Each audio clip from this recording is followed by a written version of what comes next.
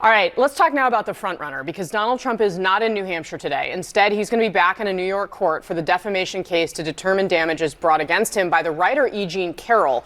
She's expected to testify today. That jury is going to decide just how much Trump will have to pay for doing something that he does consistently, attacking a woman in intense personal terms.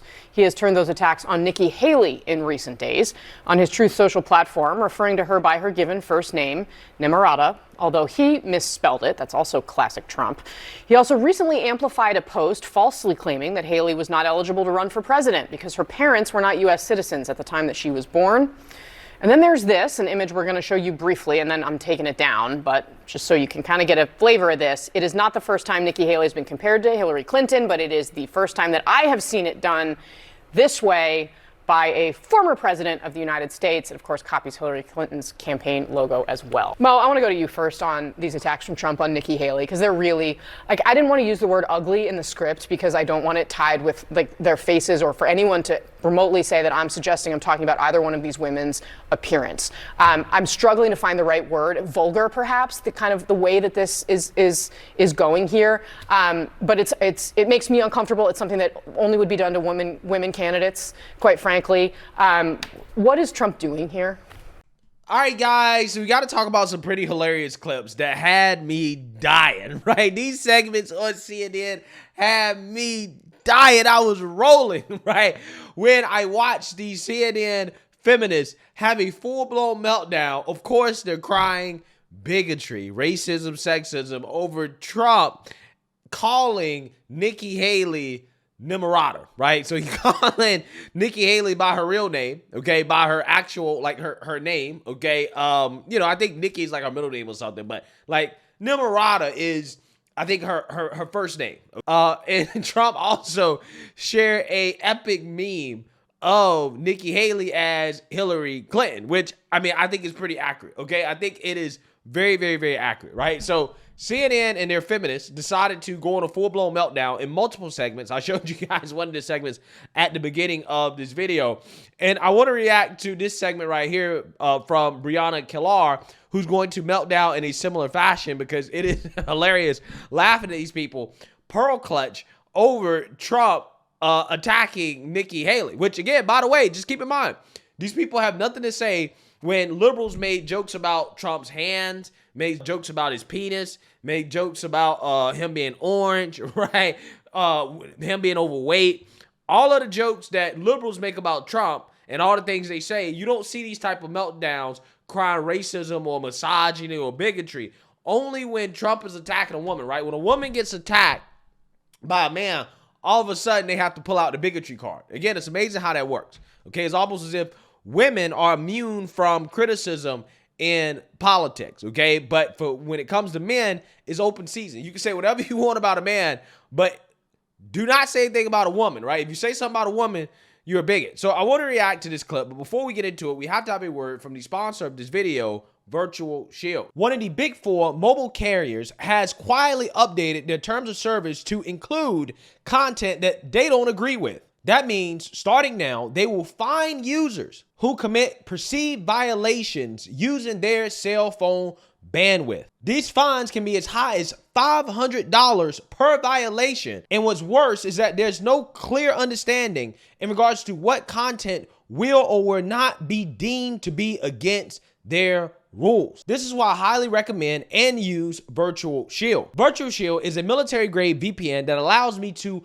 browse the web without the prying eyes of my mobile cell phone carrier, internet service provider, or cyber criminals. My internet data is encrypted in just 2 clicks. Plus, my personal data is even safer with Virtual Shield's online data removal service and built-in ID monitoring service with up to $1 million in identity theft protection insurance. Ensuring my identity is held protected by the best. Try Virtual Shield risk-free for 60 days with no commitment necessary. That includes support for unlimited bandwidth, anonymous browsing, and fast internet speeds across all devices that have Virtual Shield installed. Try it now before signups end by going to virtualshield.com/BCP. Once again, that's virtualshield.com/BCP. Courtroom to the campaign trail. Nikki Haley has been closing the polling gap with former President Trump in New Hampshire just 6 days before the primary there. And now he's training his rhetorical sights on her, doing it with one of his tried and true methods, the racist attack. Trump calling Haley by her full given name, Nimrada, misspelling it significantly, by the way.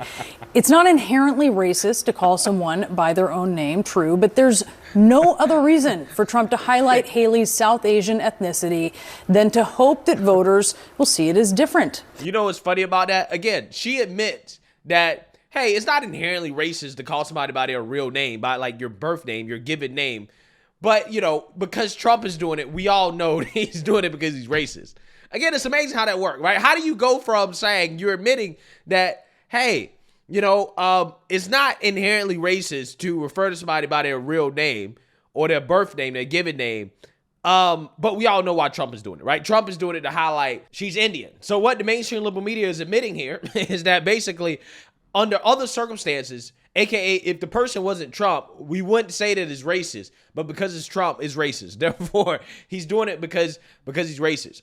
And, you know, if Trump was so racist, I don't understand why he just doesn't come out and, you know, say that, you know, she's Indian, right? Right? Just come out and just be overt with it, okay? Since Trump is so racist, according to these people. And some of them even might see it as inferior. And that is the point. Just as Trump emphasizes former President Barack Obama's Arabic middle name, Hussein, which is commonly used in the Muslim world, although Obama himself is not a Muslim. Most recently, Trump did it after Hamas attacked Israel in October, as he blamed Obama and President Biden for the attack. This problem was caused, in my opinion, by his boss, Barack Hussein Obama. Remember Rush Limbaugh? He used to, do we like Rush, right? He used to go, Barack Hussein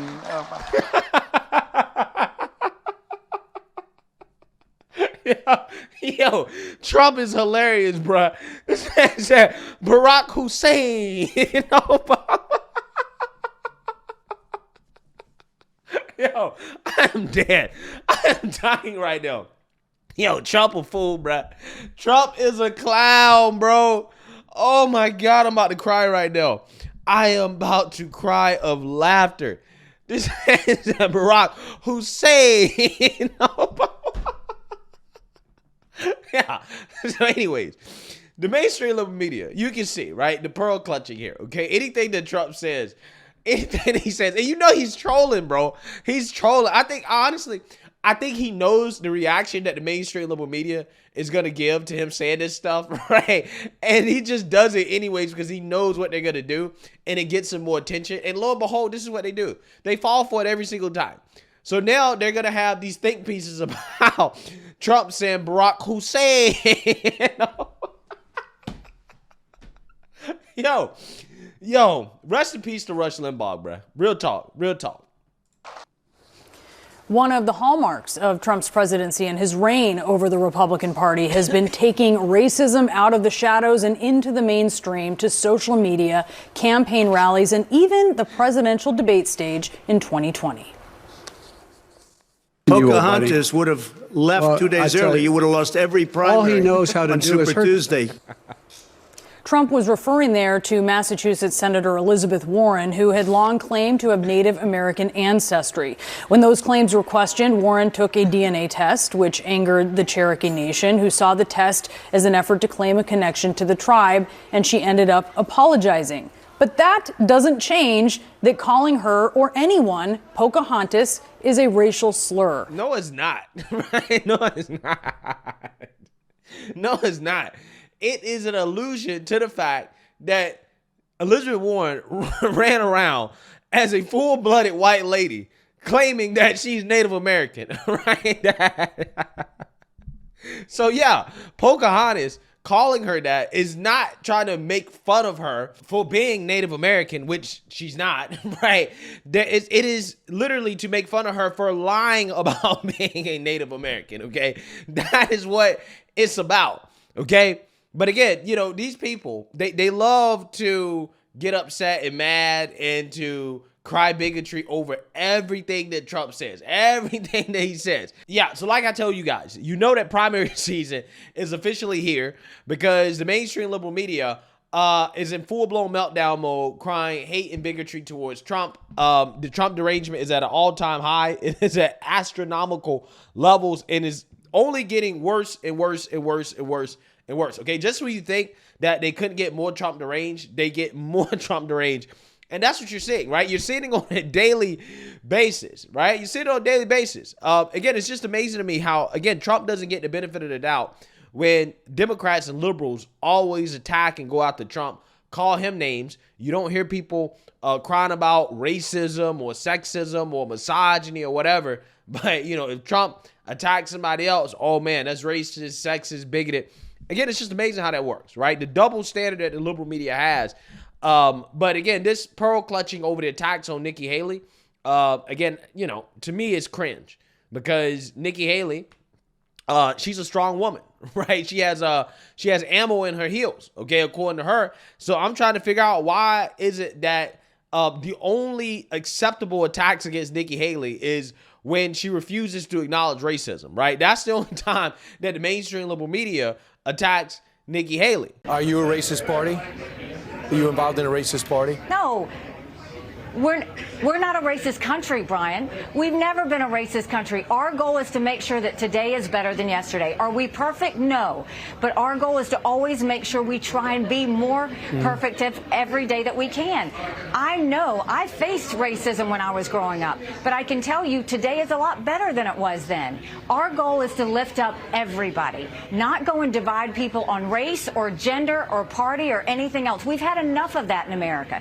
That's why I'm so passionate about doing this. I don't want my kids growing up where they're sitting there thinking that they're disadvantaged because of a color or a gender. I want them to know that if they work hard, they can do and be anything they want to be in America. So, Nikki, when you say it was no racism in America, this is in Montgomery. This is the memorial to the thousands of people who were lynched in this country. So, Nikki, if you don't think there was racism in America, you really have no business even running for president, because if you can't even understand that basic fact, I don't want your ass anywhere near the Oval Office. Can I just say something, though? I mean, we talk about this as if it is the past. We've covered stories where people have died, have been killed because of racism. Jacksonville, Florida, the Dollar Tree shooting. I mean, this is happening right now. And this is not just the Black community, right? The Japanese internment. I mean, those families and descendants are still here. My last name is Alford, not because my family chose that last name. That is the name of the slaveholding family that owned us. I know the plantation that we are from in South Carolina, and I am here. My father desegregated a school. He remembers those things. So why do we have to talk about it as if it is past? This is right now. The pain is real. The survivors of racism, we are here, right? And so if you don't have a message around that talks about the future, that talks about the present, you cannot lead this country. Well, yeah, so you see now you heard that, okay? It's only acceptable to attack Nikki Haley from the left, right? But if you criticize Nikki Haley on policy, like, for example, she's a warmonger, okay? We don't necessarily agree with her wanting to give American tax dollars overseas to fight other people's wars. Oh, man, you're a bigot. You're hateful. You hate women, blah, blah, blah, blah, blah, blah, blah, right? You can't criticize Nikki Haley for anything legitimate, right? But again, if Nikki Haley's out here denying racism or slavery, oh, man, it's open season on Nikki Haley. Again, it's amazing, right? You only can attack her for the left. Anything else, you know, you can't do that, right? You can't do that. That's bigotry. It's just, again, it's fascinating. It really is fascinating seeing how Nikki Haley is treated by the mainstream liberal media. Let me know what you guys think. Make sure you like, comment, and subscribe. Most importantly, share a Black conservative perspective. Peace.